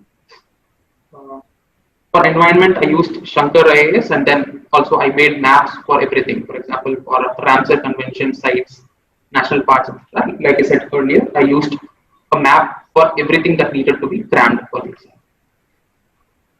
And finally, I gave 30 mock tests, and towards the last month, I was almost giving 1 mock test a day. नमस्कार, मैं Abhishek Saraf UPSC civil service exam 2019 में मेरा अखिल भारतीय वरीयता क्रमांक 8 है और आप देख रहे हैं डीकेटी। इस वीडियो में मैं अपना प्रीलिम्स, मेंस और इंटरव्यू के बारे में थोड़ा सा बताना चाहूँगा। सबसे पहले बात आती है कि आप तैयारी कहाँ से स्टार्ट करेंगे, प्रीलिम्स के लिए कैसे अप्रोच रखेंगे, मेंस और इंटरव्यू के लिए कैसे अप्रोच रखेंगे। अब मैं आता हूँ कि आप स्टार्टिंग कहाँ से करेंगे तैयारी की। देखिए, कहने को जनरल स्टडीज़ होता है, बट काफ़ी बड़ा नॉलेज बेस चाहिए होता है आपको, काफ़ी बड़ा बैकग्राउंड चाहिए होता है इन सब चीज़ों को समझने के लिए। कई बार वेल रेड कैंडिडेट्स होते हैं, उनका नॉलेज बेस बड़ा होता है। कई बार जैसे रिलेटिवली लेस अवेयर कैंडिडेट्स होते हैं, जैसे मैं था। जब मैंने तैयारी स्टार्ट करी तो मैं ये एग्जांपल्स भी दे सकता हूँ, ऐसे लोग भी हैं जिनके सामने मैंने बात करी थी कि सुप्रीम कोर्ट को इंडिया के कॉन्स्टिट्यूशन से क्या लेना देना। ये मेरा नॉलेज बेस था। फंडामेंटल राइट्स में मैं मानता था कि 19(1) में जो 6 राइट्स लिखे हैं वही फंडामेंटल राइट्स हैं इंडियन सिटीजन के। इतना कम मेरा नॉलेज बेस था। अगर किसी का इतना कम नॉलेज हो तो उनको बहुत सारा रीडिंग करना पड़ेगा, बहुत सारा बैकग्राउंड बनाना पड़ेगा, बहुत सारा बेस बनाना पड़ेगा, बहुत बड़ा फाउंडेशन बनाना पड़ेगा। उसके बाद वो टारगेटेडली तैयारी कर सकते हैं प्रीलिम्स, मेंस और इंटरव्यू की। कई कैंडिडेट्स होते हैं जिनका पहले से रीडिंग की हैबिट रहती है, तो वो अपना नॉलेज बेस पहले से बना लेते हैं और फिर 1 साल की तैयारी से भी क्लियर कर पाते हैं। But I would humbly request every candidate to not be misguided कि आप 0 से स्टार्ट करो और 1 साल में आप IAS बन जाएं। ऐसा होना बहुत अनलाइकली होता है, रेयरली होता है, हो भी सकता है, बट मैं ऐसा बोलूँगा कि आप मिसगाइड ना हो इससे। अब बात आती है प्रीलिम्स की। प्रीलिम्स में लोग बोलते हैं कि XYZ मटेरियल आ जाएगा, मेंस 365 आ जाएगा, प्रीटी 365 आ जाएगा, ये आ जाएगा, वो आ जाएगा, शून्य के नोट्स आ जाएंगे, पढ़ लेंगे, 2 महीने में हो जाएगा प्रीलिम्स। कुछ लोगों का हो भी जाता है, और मेरी स्ट्रैटेजी ये रहती थी कि साल भर प्रीलिम्स की तैयारी चलती है मेंस से अलग। मेरे प्रीलिम्स के नोट्स अलग रहते थे, मेंस के नोट्स अलग रहते थे। प्रीलिम्स में मैंने आपको बताना चाहूँगा कि एवरनोट पे मैं नोट्स बनाता था। मैंने नोटबुक स्टैक बना रखा था, mains GS1, mains GS2, mains GS3। Notebook stack में नोटबुक्स थी मेरी, टॉपिक वाइज। जितने 20-21 टॉपिक हैं हर पेपर पे एक नोटबुक थी, हर टॉपिक पे एक नोटबुक थी, और उस नोटबुक में रेलिवेंट जो टॉपिक्स के सब टॉपिक्स हैं उसके नोट्स होते थे। ऐसे ही मैंने प्रीलिम्स के नोट्स बना रखे थे। Prelims GS1, prelims GS2, prelims GS3। GS1 में क्या, ancient India, medieval India, geography, culture, ये सब टॉपिक्स होते थे। और इस पर जो भी करंट में आया है, मॉडर्न इंडिया, जो भी करंट में आया है, न्यूज़ में आया है, मैं insights on India, civils daily और IAS बाबा, इन तीनों को रेगुलरली फॉलो करता था। डेली करंट अफेयर्स के जो उसके नोट्स आते हैं वो फॉलो करता था और उनके जो क्विजेस थे वो फॉलो करता था। इन सब चीज़ों से मैं साल भर अपने प्रीलिम्स के नोट्स में चीज़ें इकट्ठा करता रहता था। वैसे प्रीलिम्स GS2 में जैसे गवर्नमेंट स्कीम्स हैं, इंटरनेशनल बॉडीज़ हैं, फिर एडमिनिस्ट्रेशन है गवर्नमेंट का, नहीं तो जो बाकी टॉपिक्स हैं उसके मैं नोट्स बनाता रहता था साल भर टॉपिक वाइज। वैसे ही प्रीलिम्स GS3 का जो मेरा नोटबुक था उसमें मैं टॉपिक के नोट्स बनाता रहता था। जैसे डिफेंस एक्सरसाइजेज हैं, डिफेंस नए वेपन्स जो टेस्ट होते हैं, नहीं तो इकोनॉमी है, नहीं तो फिर जैसे आपका इन्वायरमेंट है, ये सब टॉपिक्स पे मैं नोट्स बनाता रहता था। आपने देखा होगा कि बेसिकली GS1, GS2, GS3 के ही टॉपिक्स हैं जिनको मैंने प्रीलिम्स के लिए डिवाइड कर दिया एज़ पर रेलेवेंस। तो वैसे मैं नोट्स साल भर बनाता रहता था इन 3 वेबसाइट से। फिर मेरा टारगेट ये था कि प्रीलिम्स के पहले वाले दिन से लेके पिछले 1 साल तक आपको 6000 ऑब्जेक्टिव क्वेश्चंस करना है। 6000 ऑब्जेक्टिव क्वेश्चंस कैसे करेंगे? IAS बाबा का 60 डे प्रोग्राम, 30 क्वेश्चंस पर डे, 1800 क्वेश्चन ये हुए। 15 क्वेश्चन मैंने बताया था IAS बाबा, सिविल्स डेली और इनसाइट्स, इनके क्विज आते थे 5-5 क्वेश्चन पर डे हर वेबसाइट पे। 15 क्वेश्चन पर डे ये हो गया। अब ये आ गया, आपने पढ़ाई तो कर ली, आपने ऑब्जेक्टिव क्वेश्चंस भी कर लिए, आपने स्टैंडर्ड बुक लिस्ट भी रिवाइज़ कर लिया, आपने बुक मार्क भी कर रखी है। अगर आपको नोट्स बनाने तो आपने नोट्स भी बना लिए। एक चीज़ मैं एम्फेसाइज़ करूँगा, सेम बुक हो सकती है पर उसको पढ़ने का तरीका अलग होगा प्रीलिम्स के लिए और मेंस के लिए। फॉर एग्जांपल स्पेक्ट्रम हर ही कोई पढ़ता है, हर कैंडिडेट पढ़ता है, देयर इज़ नो एक्सेप्शन। पर अगर आप प्रीलिम्स के लिए पढ़ रहे हैं तो आपको फैक्ट्स ज़्यादा देखने पड़ेंगे कि कौन सा लीडर कौन सी ऑर्गेनाइजेशन से एसोसिएटेड थे। ये सब चीज़ें आपको प्रीलिम्स में बहुत ज़्यादा एम्फेसाइज़ करनी पड़ेंगी, क्योंकि अगर ऐसा क्वेश्चन आता है प्रीलिम्स में तो आइदर यू नो इट और you don't, there is no mid way. या तो आप क्वेश्चन देखते ही साथ लगा देंगे, आपको छोड़ना पड़ेगा वो क्वेश्चन। इसीलिए फैक्चुअल चीज़ों पे प्रीलिम्स के लिए फोकस करते हैं। और जब मेंस की बात आती है तो एनालिटिकल कंटेंट जो होता है उस पर फोकस करते हैं। फैक्ट्स आप अपने एनालिटिकल कंटेंट को सपोर्ट करने के लिए यूज़ कर सकते हैं। अब मैं बताऊंगा पेपर सॉल्व करने की स्ट्रैटेजी। पेपर में प्रीलिम्स का 3 आइट्रेशन में सॉल्व करता था, 100 क्वेश्चन 3 आइट्रेशन। उसका तरीका ये होता है कि पहले आइट्रेशन में आप 3 चीज़ें करेंगे। उसमें आप क्या करेंगे? पहले आइट्रेशन में 40, 45, 50, 55 जो क्वेश्चन आपको 100% गारंटी से आते हैं उनको मार्क कर देंगे। दूसरी चीज़ आप ये करेंगे, जो क्वेश्चन आपको गारंटी से नहीं आते हैं, कोई आइडिया ही नहीं लग रहा है, मैंने कभी सुना नहीं, मेरे को प्रीलिम्स में उस क्वेश्चन को उठा के देखना ही नहीं है, उस क्वेश्चन को आप पूरा स्ट्राइक ऑफ कर देंगे कि ये क्वेश्चन पर मुझे अगली बार नज़र नहीं डालनी है 2 घंटे में। और तीसरी चीज़ आप ये करेंगे, जो क्वेश्चन आपको 50-60% श्योर है, मतलब 50-50% श्योर है, 60-40, 70-30 ऐसा श्योर है, उसमें जो 2 ऑप्शन है उसको मार्क कर लेंगे। टारगेट मेरा ये रहता था कि जो आपका एक्सपेक्टेड कट ऑफ है उससे आप 20 नंबर ऊपर टारगेट करेंगे। फॉरेस्ट सर्विस का कट ऑफ निकालने की कोशिश करेंगे। क्यों चाहता मैं ये था कि लोग बोलते हैं prelims is a matter of luck, मैं ऐसा नहीं मानता, it is a matter of hard work. अब कमिंग टू द पेपर, इसीलिए मैं ये करता था कि इतने सारे क्वेश्चंस करें, 85 to 90 क्वेश्चंस अटेम्प्ट करना ही करना है, और इतने सारे टेस्ट सीरीज़ करता था। सेकेंड आइट्रेशन का मैंने बताया था, सेकेंड आइट्रेशन में आप 50-50%, 60-40%, 70-30% श्योर जो वाले क्वेश्चन है वो अटेम्प्ट करेंगे। क्यों? 55 से आपको 85 तक अपने नंबर ऑफ अटेम्प्ट्स पहुंचाने हैं। जो पार्शियल श्योरिटी वाले क्वेश्चन आप अटेम्प्ट कर रहे हैं उसमें मैं बोलूँगा 2-4 नहीं करेंगे, 20, 25 और 30 के आसपास करेंगे एटलीस्ट। क्यों? प्रोबेबिलिस्टिकली आपको अगर ज़्यादा क्वेश्चन अटेम्प्ट करते हैं तो पॉजिटिव स्कोर की प्रोबेबिलिटी बहुत बढ़ जाती है, 2-3 क्वेश्चन में आपका नेगेटिव मार्किंग भी हो सकता है। अब बात करते हैं मेंस की। मेंस में क्या होता है? GS 1, 2, 3, 4 हर पेपर का अलग कंटेंट है, अलग स्ट्रैटेजी रहेगी, अलग सोर्सेज रहेंगे, अलग आपको टाइम डिवोट करना पड़ेगा। वो टाइम जो आप डिवोट करेंगे that will depend on your knowledge base, comfort with the subject, as well as कितना डेप्थ में आप जाना चाहते हैं। अब डेप्थ आप कैसे समझेंगे? नए कैंडिडेट के लिए बहुत ज़्यादा कन्फ्यूजिंग होता है। कई बार ऐसा लगता है कि मुझे नहीं पता या वाकई पता करने की ज़रूरत नहीं है, इतना कंटेंट पढ़ने की ज़रूरत है या नहीं है, वो चीज़ बहुत ज़्यादा कन्फ्यूजिंग होती है। उसके लिए आप क्या करेंगे? सीनियर कैंडिडेट्स जो हैं, जो सिलेक्टेड कैंडिडेट्स हैं, जो फिर से एग्ज़ाम रैंक इंप्रूवमेंट के लिए लिख रहे हैं, उनसे गाइडेंस लेंगे, मेंटर से गाइडेंस लेंगे। मोस्ट इंपॉर्टेंटली आप प्रीवियस ईयर्स के जो क्वेश्चंस हैं उसके जो आंसर शीट्स हैं वो उठा के देखेंगे। कहाँ से भी मिल सकता है, कभी कभी बुक्स पब्लिश होती हैं, कभी कभी प्रीवियस के कैंडिडेट से आप बात कर सकते हैं, तो वहाँ से आपको डेप्थ समझ में आएगी। कई सारी कोचिंग जैसे विजन IAS है, उसने अपनी वेबसाइट पे प्रीवियस ईयर्स टॉपर्स की आंसर बुकलेट्स होस्ट करी हुई हैं। उन टेस्ट सीरीज़ के क्वेश्चंस को आप पढ़ेंगे और उस आंसर को पढ़ेंगे तो आपको समझ में आ जाएगा कि जो पिछले सिलेक्टेड कैंडिडेट्स हैं, जो पिछले अटेम्प्ट में IAS IPS बने हैं या फिर हाई रैंक्स लेके आए हैं या GS के किसी पेपर में बहुत अच्छे मार्क्स लेके आए हैं, उनका डेप्थ कितना था, उनका नॉलेज कितना था, वो आपको समझ में आ जाएगा। अदरवाइज़ आप इनसिक्योर रहेंगे और आप एक टॉपिक पे ज़्यादा फोकस कर जाएंगे, आप इक्विटेबल टाइम नहीं डिस्ट्रीब्यूट कर पाएंगे GS 1, 2, 3, 4 में, और आपके मार्क्स फिर ऐसे कम हो सकते हैं। तो मेरा एडवाइस ये है कि विड्थ और डेप्थ को बैलेंस करें। और बैलेंस कैसे करेंगे? एम्पेरिकल नॉलेज से, प्रीवियस ईयर कैंडिडेट्स की कॉपीज से, गाइडेंस से। मैंने बताया था अपने दूसरे वीडियो में कि मैं भोपाल से हूँ और मैंने स्कूलिंग भोपाल से ख़त्म करी। IIT कानपुर से सिविल इंजीनियरिंग में ग्रेजुएट हूँ। उसके बाद मैंने आईआईटी कानपुर में जब मैं था तब यूएस और कनाडा में 2 समर इंटर्नशिप्स करी थी, दोनों रिसर्च इंटर्नशिप्स थी। I was paid by those governments, मेरे को अपनी तरफ से कोई पैसे नहीं लगाने पड़े थे। तो वहाँ पे एमोल्यूमेंट वाला जो पार्ट होता है उसमें मेरे को लिखने मिलता था कि मेरे को I was paid by those governments. उसके बाद जब मैं कॉलेज से ग्रेजुएट हुआ तब मैंने इंजीनियरिंग सर्विस एग्ज़ाम लिखा था। इंजीनियरिंग सर्विस एग्ज़ाम लिखने से लेकर आपकी ज्वाइनिंग तक 1.5 साल का गैप होता है। 1.5 साल के लिए मैं रिसर्च एसोसिएट था आईआईटी कानपुर में under doctor Sudhir Mishra, department के प्रोफेसर से। उनके साथ मैंने 3 कोर्सेज करे थे, तो मैं रिसर्च एसोसिएट था वहाँ पे। उसके बाद मेरी दिसंबर 2014 में रेलवेज़ में ज्वाइनिंग हुई as IRSE probationer, as an IRSE probationer in Indian railways through engineering service exam of UPSC। फिर मैंने सिविल सर्विस एग्ज़ाम 2017 लिखा, 18 लिखा, 19 लिखा और 2015 का प्रीलिम्स लिखा था, वो मेरा क्लियर नहीं हुआ था। फिर अगर आप अपन जो पोजीशंस ऑफ रिस्पॉन्सिबिलिटी और दूसरे वाले स्पेसिफिकेशंस में आते हैं, तो उसमें मेरा ये था कि 2 बार academic excellence award IIT Kanpur से, फिर MCM स्कॉलरशिप IIT कानपुर से, फिर coordinator and assistant coordinator in national earthquake resistant design challenge, student guide in counselling service in IIT Kanpur. उसके बाद 3 मेरे रिसर्च पब्लिकेशन थे, एक पेटेंट अप्लाई कर रखा है मैंने, अभी प्रोसीजर में है। और उसके बाद मेरे NTPC के साथ कंसल्टेंसी प्रोजेक्ट था कॉलेज में, और वॉचिंग डॉक्यूमेंट्रीज अबाउट स्ट्रक्चर्स, ये एक मेरी हॉबी थी। तो ये सब चीज़ें मेरे डैफ में थी। अब आप समझ ही गए होंगे कि I come off as a very academically inclined studious person. तो this brings me to my first point कि इंटरव्यू में क्या करना चाहिए। पहली चीज़ इंटरव्यू में ये है कि you have to show a consistency between the way you have represented yourself on paper as well as the way you have come across as a person in the board. मतलब जैसा आपने खुद को paper पे दिखाया है डैफ में, आपके पास फ्रीडम था, आप कुछ भी भर सकते थे, कुछ जैसा आप दिखाना चाहते थे वो आप प्रोजेक्ट कर सकते हैं। आप स्पोर्ट्स पर्सन दिखाना चाहते हैं, लीडर दिखाना चाहते हैं, एकेडमिक दिखाना चाहते हैं, वैसा आप खुद को प्रोजेक्ट कर सकते थे। आप ये दिखाना चाहते थे कि मैंने डाइवर्स फील्ड्स में काम करा है, वो भी प्रोजेक्ट कर सकते थे।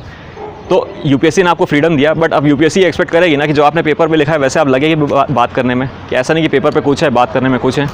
ये इनकन्सिस्टेंसी दिखती है तो अच्छा नहीं लगता है। तो जैसा आप बात करने में है, जैसा आपकी पर्सनैलिटी है, क्योंकि आपकी पर्सनैलिटी शेप होती है आपके एक्सपीरियंसेस से, है कि नहीं। आप जो सीखे, आपने जो काम किया, जो आपने सोचा समझा, जहाँ आपके एक्सपोजर रहे, वहाँ से आपकी पर्सनैलिटी शेप होती है। तो ये कंसिस्टेंसी बोर्ड देखना चाहता है। तो ये कंसिस्टेंसी आप ज़रूर देखें। आप अपनी जो तैयारी कर रहे हैं तो वैसे ही ओरिएंट करें खुद को तैयारी में, कि जैसा आपने डैफ भरा है। अगर आपने एकेडमिकली इंक्लाइंड डैफ भरा है जैसे मेरा था, तो you have to come across as a studious, as a knowledgeable person, as a person who is inclined to intellectual pursuits, जिसको चीज़ें सीखना अच्छा लगता है, जिसको चीज़ें समझना अप्लाई करना अच्छा लगता है। इंसिडेंटली ये मेरा मोटिवेशन भी था तैयारी के लिए और सिविल सर्विस एग्ज़ाम के लिए। शुरुआत करते हैं प्रीलिम से। प्रीलिम्स के लिए सबसे पहले तो सभी को सिलेबस देखना चाहिए, क्या क्या सिलेबस की रिक्वायरमेंट है। प्रीवियस क्वेश्चंस देख सकते हैं इनिशियली कि क्या लेवल ऑफ क्वेश्चंस आते हैं UPSC civils exams prelims examination में। तो बेसिकली जब सिलेबस देख ले तो फोकस होना चाहिए कोर जो बुक्स होती है, जो बेसिक बुक्स हैं उस पर। एनसीईआरटी से शुरुआत करा जा सकता है। जैसे पॉलिटी के लिए 6, 7, 8, 9 की एनसीईआरटी और लक्ष्मीकांत पढ़ा जा सकता है। और इकोनॉमिक्स के लिए जो भी बेसिक बुक्स है एनसीईआरटी 11, 12 के अलावा, और बाकी भी जो भी मॉडर्न हिस्ट्री के लिए जैसे स्पेक्ट्रम बुक पढ़ा जा सकता है। तो ये सब बेसिक बुक्स पढ़ने हैं। एंड फिर जब एक बार 2 बार आपका सिलेबस हो जाएगा, अगर आपको नीड है तो नोट्स बना सकते हैं अपने शॉर्ट नोट्स क्विक रिविजन के लिए। Otherwise if you don't feel the need तो आप क्वेश्चन टेस्ट सीरीज़ कर सकते हैं सॉल्व, जिससे आप प्रैक्टिस कर सकते हैं। एंड मतलब आपको, क्योंकि नेगेटिव मार्किंग है, इससे आपको पता चल रहेगा कि कितने क्वेश्चंस अटेम्प्ट करने चाहिए और कितने नहीं चाहिए और क्या स्ट्रैटेजी होनी चाहिए। मेन बुक लिस्ट के लिए तो मैं मतलब न्यूज़पेपर तो पढ़ना ही चाहिए मेरे ख्याल से। इंडियन एक्सप्रेस या हिंदू, जो भी मतलब एस्पिरेंट पढ़ना चाहिए, जो जिनमें भी उनको इंटरेस्ट आता है। और मंथली करंट अफेयर मैगज़ीन पढ़ा जा सकता है, काफ़ी सारे आते हैं, जैसे विजन IAS एक होता है जिसको मैं फॉलो करता था। और बाकी बेसिक बुक्स में है, पॉलिटी के लिए लक्ष्मीकांत पढ़नी होती है, इकोनॉमिक्स के लिए मृणाल के वीडियोस देखा जा सकता है, या फिर श्रीराम सर के नोट्स आते हैं श्रीराम एकेडमी के, वो पढ़ा जा सकता है। इन्वायरमेंट के लिए शंकर IAS की बुक आती है, वो पढ़ सकते हैं। ज्योग्राफी के लिए NCERT 11 and 12 सफिशेंट है, उसके अलावा मृणाल के वीडियोस देख सकते हैं। साइंस एंड टेक के लिए करंट अफेयर से हो जाएगा। और मॉडर्न हिस्ट्री के लिए जैसा मैंने बताया था, स्पेक्ट्रम पढ़ने की आवश्यकता है। और एंशिएंट मिडिवल के लिए जो पुराने NCERTs है वो करके हैं और क्वेश्चंस करेंगे तो उससे कवरेज हो जाएगा। देखिए, इसमें एक गलती है कि मल्टीपल रिसोर्स लोग बना लेते हैं। मैं तो मानता हूँ कि जो भी बेसिक बुक्स है वो पढ़ेंगे तो उससे काफ़ी कवरेज हो जाता है। उसी को मल्टीपल टाइम्स पढ़े। हाँ, नॉलेज के लिए एग्जॉस्टिव नहीं हो सकता है कि कुछ एक मतलब जैसे मॉडर्न हिस्ट्री के लिए स्पेक्ट्रम, उसके बाहर के भी नोट्स मतलब सिलेबस क्वेश्चंस आ सकते हैं, तो वो क्वेश्चंस के थ्रू और अंडरस्टैंडिंग के थ्रू उसको अप्रोच करा जा सकता है। क्योंकि मेरा ये मानना है कि प्रीलिम्स में लगभग 30-40% क्वेश्चंस ही कोई भी एस्पिरेंट 100% श्योरिटी से जानता है, बाकी में आपको स्मार्ट गैस करना है। इसके लिए प्रैक्टिस होने की ज़रूरत है। अब आते हैं मेंस पे, तो GS 1 से स्टार्ट करते हैं। तो सबसे पहले आर्ट एंड कल्चर के लिए कंटेंट है जो कि हम प्रीलिम्स के लिए भी पढ़ते हैं। नितिन सिंघानिया सर की बुक्स है, वो उससे कवरेज हो जाएगा। मतलब इतना इन डेप्थ नहीं पढ़ना है मेंस के लिए जितना प्री के लिए पढ़ते हैं, बट हाँ, हर एक टॉपिक के लिए एक कुछ बेसिक नोट्स और इंट्रोडक्शन कंक्लूजन बनाया जा सकता है। एंड बॉडी जो भी क्वेश्चन पूछा जाएगा UPSC में वो आंसर में लिखा जा सकता है। उसके अलावा मॉडर्न हिस्ट्री के लिए तो स्पेक्ट्रम सफिशिएंट है। आंसर राइटिंग की प्रैक्टिस कर सकते हैं कोई भी टेस्ट सीरीज़ से, तो वो कवर हो जाएगा। फिर ज्योग्राफी की बात करेंगे तो जो हमने प्री के लिए प्रीलिम्स के लिए पढ़ा था वो सफिशिएंट है। उसके अलावा थोड़े से आंसर राइटिंग में फोकस रखना है तो उसको मल्टी डायमेंशनल रखना है, तो आंसर राइटिंग प्रैक्टिस से वो कवर हो जाएगा। और करंट अफेयर्स के भी चीज़ें उसमें डाले जा सकते हैं आंसर्स में।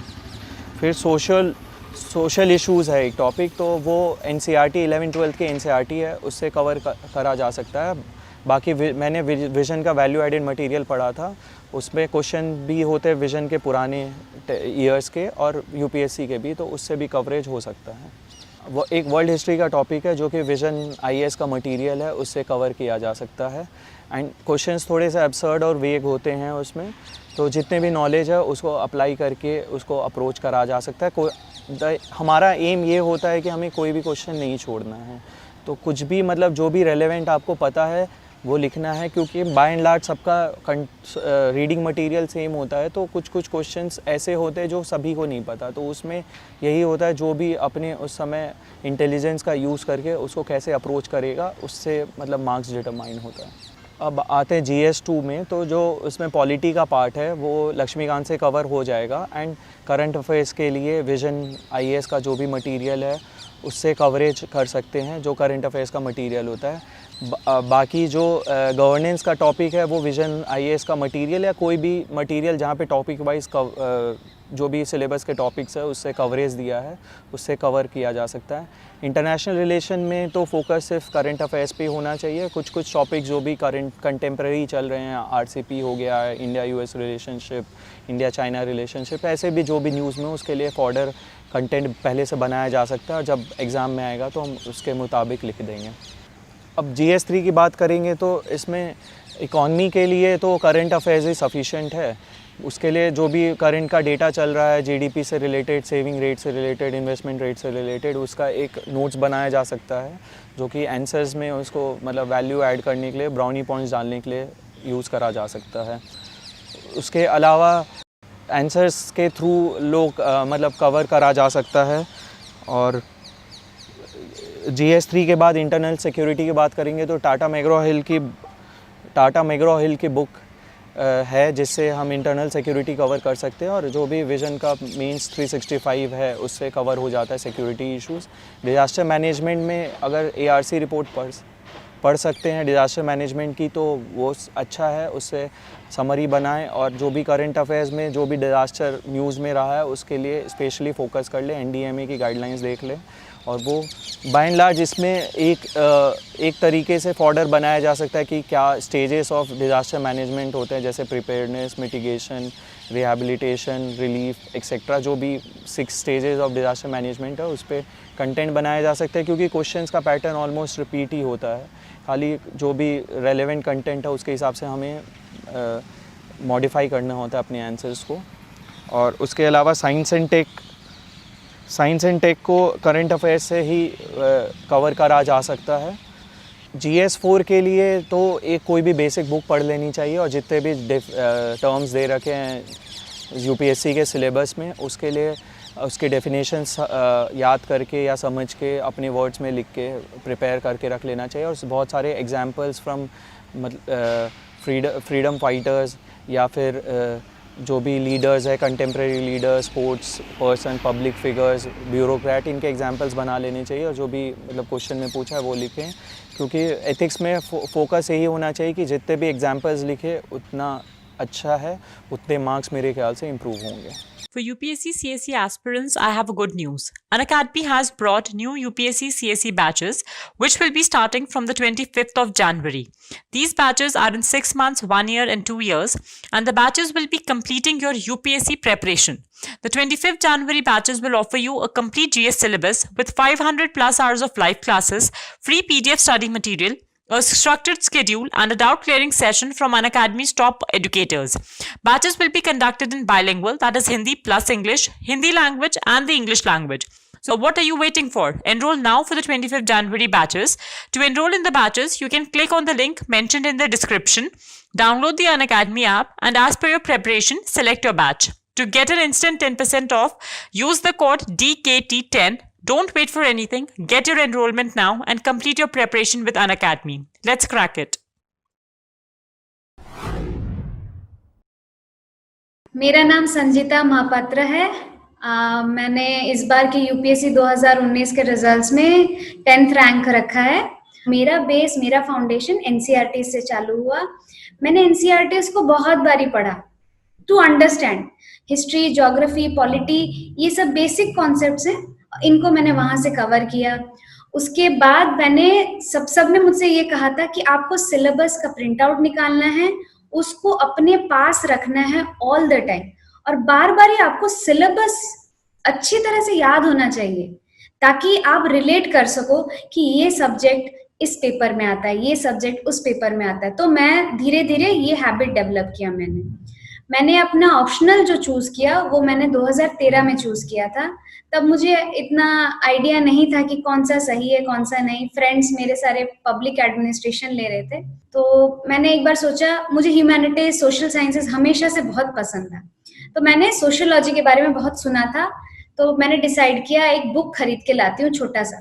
फिर मैंने उस बुक को पूरा पढ़ा, एक बारी एक रीडिंग मारी टू अंडरस्टैंड, और मुझे वो सब्जेक्ट इतना अच्छा लगा, इतना इंटरेस्टिंग लगा कि मैंने सोचा कि इसी को ऑप्शनल रखते हैं। तो मेरा कहने का मतलब है कि ऑप्शनल आप वो रखो, ये नहीं कि वो स्कोरिंग हो, आप उससे कनेक्ट होने चाहिए।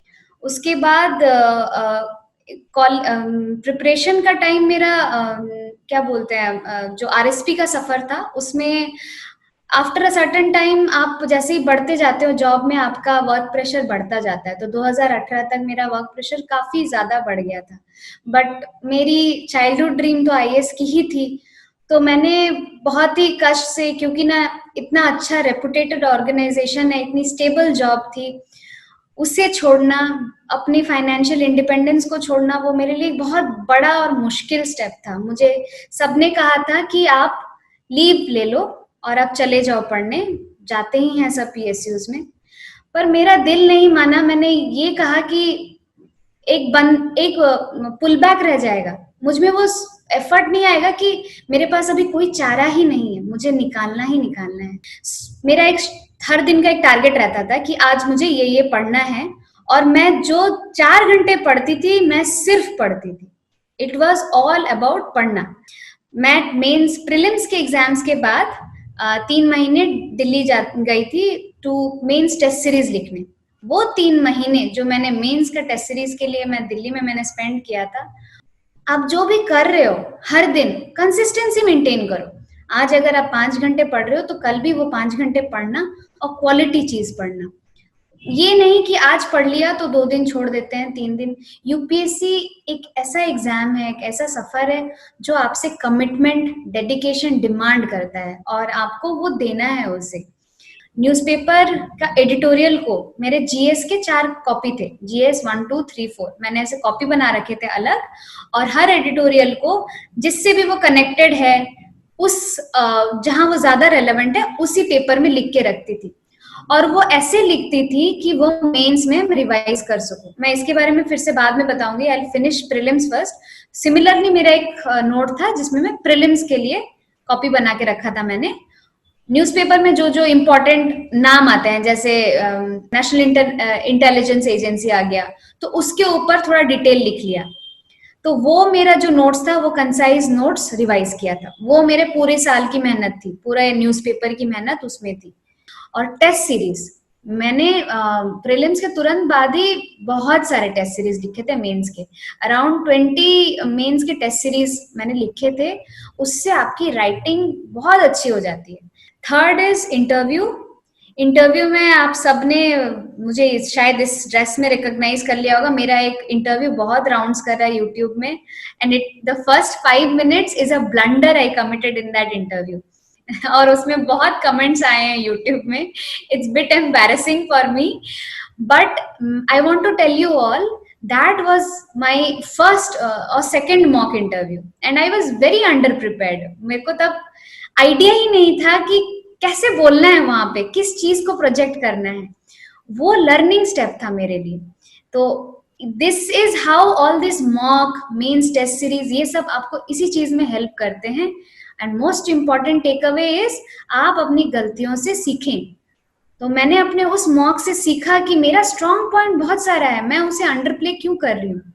जस्ट बिकॉज मैंने कुछ चूज किया है, वो मेरी अपनी चॉइस है, उसे अच्छे से प्रेजेंट करना है।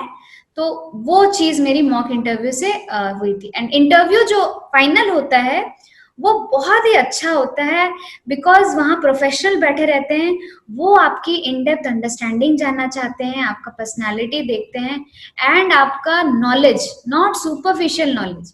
आप एक टॉपिक के बारे में क्या समझते हैं, मुझे चाइल्ड लेबर के बारे में पूछा गया था, तो उसके बारे में आपकी इन डेप्थ अंडरस्टैंडिंग क्या है, दैट दे आस्क। और ये आप इंटरव्यू के 1 महीने पहले करंट अफेयर्स पढ़ के नहीं ला सकते, वो जो साल भर आपने पढ़ाई करी है वो वहां पे आपका दिखेगा ही दिखेगा। So have patience, it will happen. मेरा ऑप्शनल सोशियोलॉजी था। बहुत लोग पूछते हैं कि मैकेनिकल इंजीनियरिंग के बावजूद आपने सोशियोलॉजी क्यों मतलब चूज करा, तो वो मैंने आपको पहले ही बताया, because I could connect with the subject और मेरा ह्यूमैनिटीज पढ़ने का हमेशा से मन था।